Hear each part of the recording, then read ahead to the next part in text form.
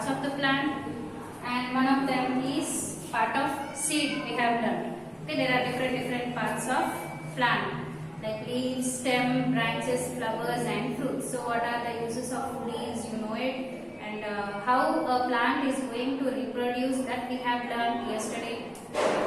So today the things required are your term book. Everybody should open their term book and read it. So today we are going to learn about dispersal of seeds. So how the seeds get dispersed. Dispersed means moving from one place to the other place. So how the seeds get dispersed and agents of dispersal. So the seeds cannot move by their own, isn't it? They do not have legs to move. So the things which help the seeds to move from one place to the other place are called agents. So today we are going to discuss even about the agents which help the seeds to move from one place to other place. And yesterday's recap we are going to learn, that is parts of seed. So here are parts of seed. So this is a seed.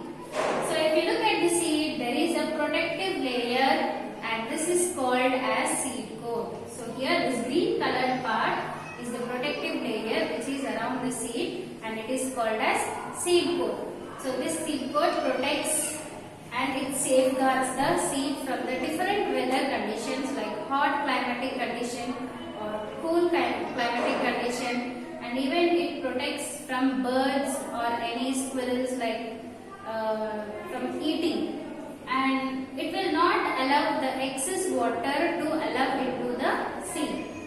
Then after the seed coat is this brown colored part which we call it as cotyledon. Okay, this is called as cotyledon. So what this cotyledon is going to do? It's going to provide the food for the plant. So whichever plant is going to grow from this seed, it's going to give the food or nourishment. Whatever nutrients are required for the plant to grow, it's going to provide.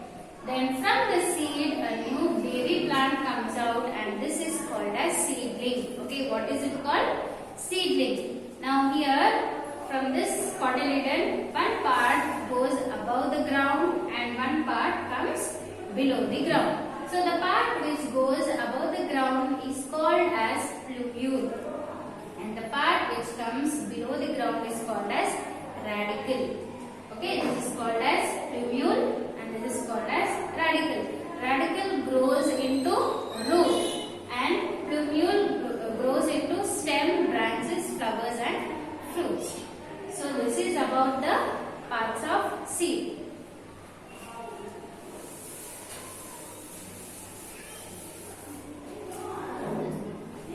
So now open page number 282. So dispersal of seeds. As I already told you, dispersal is nothing but moving from one place to other place. So the seeds get scattered. Okay, they won't fall at one place and they don't grow there only. Few grow there only, but few get dispersed around the plant. So today we are going to learn about dispersal of seeds.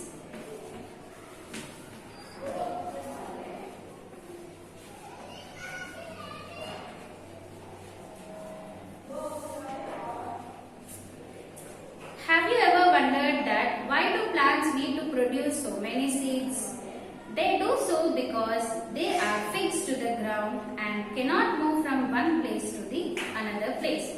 So if all the seeds fall near the mother plant, would they get enough sunlight, water, nutrients and space to grow? Because of this, many seedlings would not survive. So that is why nature helps in scattering of seeds and ensures that they do not grow too close to each other. The process by which seeds are scattered away from the parent plant is called seed dispersal. So here there is a term seed dispersal.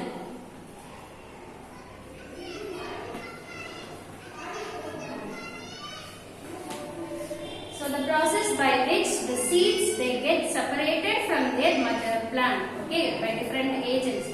So the process by which seeds get separated from the mother plant, they grow very far away, isn't it? So this process we call it as seed dispersal. So why do seeds get dispersed? So mother plant is going to produce fruits and where inside that seeds are there.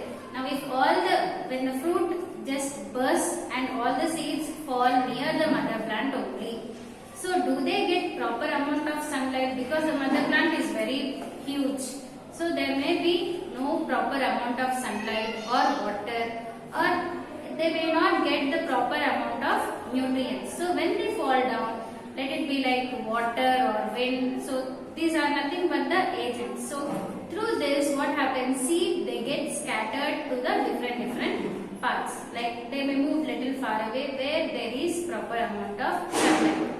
So seeds they germinate where there is proper amount of air, water and sunlight. So there are some agents which are going to help. These agents are nothing but nature only, isn't it? Water comes under natural thing, air comes under natural thing. So these natural agents are going to help seeds to get scattered. So this process we call it as seed dispersal. And the next one is agents of dispersal.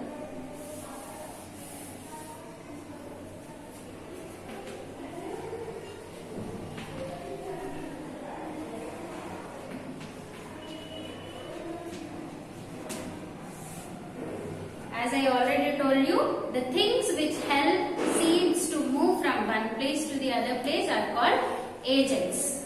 So dispersal of seeds is carried out by wind, water, animals and the explosion of fruits. So these are called as agents of dispersal. So here are examples of agents of dispersal, that is wind. So with the help of wind, they get dispersed to different places. And next is water. And next is animals. Animals is nothing but like birds and small animals, squirrels.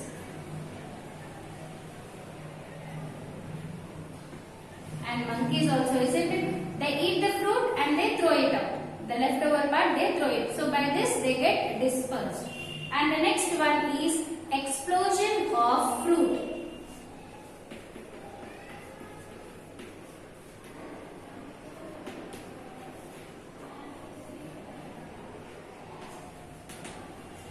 So explosion of fruit, when the fruit gets ripe very soon, they get bursted. So during Diwali also, when you burn a cracker like a bomb, atom bomb or something, when it bursts, will it stay at one place? No. All the parts of it will be dispersed around it, isn't it? So in the same way, same thing happens in explosion of fruit. So when it bursts, what happens? They get dispersed in the air and they fall little far away from the mother plant. So in this, now we are going to learn about dispersal by wind. So the first one is dispersal by wind. Seeds that are small and light in weight are usually carried by wind. Cotton and dandelion seeds have fine long hair around them, so they are easily carried away by wind. Some seeds have wings-like structures that help them to float in air. So seeds of plants such as drumstick, jacaranda and maple have wings. So if you see few seeds like cotton, they are very light in weight. That means they are not too heavy. So they can easily move with the heavy wind. So whenever there is a heavy wind, they get moved from one place to other place. And some seeds like here, maple and drumstick. When you read drumstick also, inside that seeds you can see some small wings like this round, isn't it? So those are nothing but wings. So when you throw this seeds in the air, what happens? It flies like bird, as if the bird is flying. It looks as if the bird is flying. So with the help of these wings, if you see maple here, it's having two wings, isn't it? So with the help of these wings, they are going to move from one place to other place. And like dandelion seeds, in the textbook it's given, this dandelion seeds have fine hair-like structures. Okay, with the help of this hair, and even cotton seeds also have hairy substances, isn't it? So with the help of this hair, they are going to move from one place to other place. Then dispersal by wind. The seeds of plants that grow in or near flowing water are generally dispersed by water. The lotus fruit is spongy and floats easily. Coconut has fibrous outer covering with air trapped between its fibers. So this helps it to float on water. So dispersal of water. So here they have given two examples for us. One is lotus fruit and another one is coconut. If you take lotus, so in this lotus it will be very spongy, like how when you hold a duster it will be very spongy, soft, isn't it? So even that lotus flower fruit also, it will be very spongy and soft, which will float easily on the water surface. And if you take coconut also, the outer covering will be completely of fiber. There will be air gaps in between. So because of that air gaps, coconut fruit also will float on water. So these are the two examples of dispersal by water. Then dispersal by animals. Human beings and animals eat fruits such as cherry, papaya, lychee, mango and throw away their seeds. So I already told you that few animals, they eat the fruit and they throw the seeds away, isn't it? So here are some examples like papaya, cherry, mango, apple, all these are the examples. So we eat the fruit and we throw away the seeds somewhere else. So that seeds are going to develop into new plant again. So some seeds like xanthium, okay, some seeds like xanthium have hooks. Now here you can see in the picture, it's having some hooks. Hooks are nothing but like spines, thorns, okay. So these thorns, they get stuck to the body. Whenever some animal comes near the seeds, what happens? They get stuck to the body. So some seeds like xanthium have hooks, spines or stiff hair. So these features help them to get easily stuck to the furry skin of animals like cat, dog. They have very thick skin. The hair will be very long for them, isn't it? So whenever these animals go near the plants, so these seeds are getting stuck to the animals. So even to our clothes also. So whenever we go there also, they get stuck to our clothes. So in this way we help in their dispersal. Birds often swallow some seeds which come out undigested in their droppings. So in this way birds also aid in the dispersal of seeds. Aid is nothing but help. So whenever birds eat some fruits also, this fruit, some part doesn't get digested properly. So they excrete the same thing whatever they eat. So they eat at one place, again they excrete at another place, isn't it? So by this also birds will help in the dispersal of seeds. Next is dispersal by explosion. That is explosion of a fruit. So some fruits like pea, geranium, poppy and balsam burst open when they ripen. So the seeds in a pod burst open and exploded when they dry. The force of explosion helps to scatter these seeds. So here is a poppy explosion. Poppy is nothing but a name of a tree. Now here there is a seed, there is a fruit where after it becomes dry because of the heat and cool climatic conditions, at certain times what happens? They get bursted. So the energy, whatever the force comes out during that explosion, so because of that the seeds get scattered. Now here you can see, again I am telling you, explosion by wind.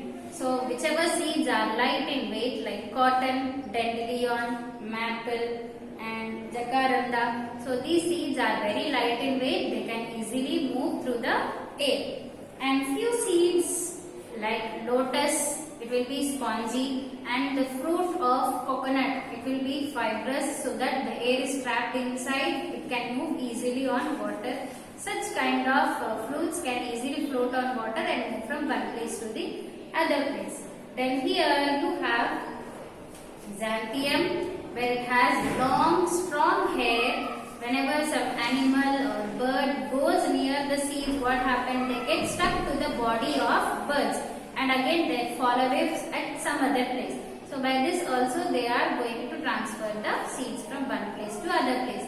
And whereas some birds eat fruits and they are not getting digested properly and they come out in the same way. So by this also seed dispersal happens. Then dispersal by explosion. Here they have given an example of poppy. So here what happens, when the seed gets dried, it gets dried, and with the force when the explosion happens, with the force of the seed explosion, they get scattered from one place to the other place. So this is what we have learned today. Now the homework for you is you should read lesson 1 till whichever page we have learned today, that is till explosion, that is dispersal of explosion. You have to read it once and underline the hard words, whichever terms are difficult for you, underline it. Hope you all understood the lesson. Thank you.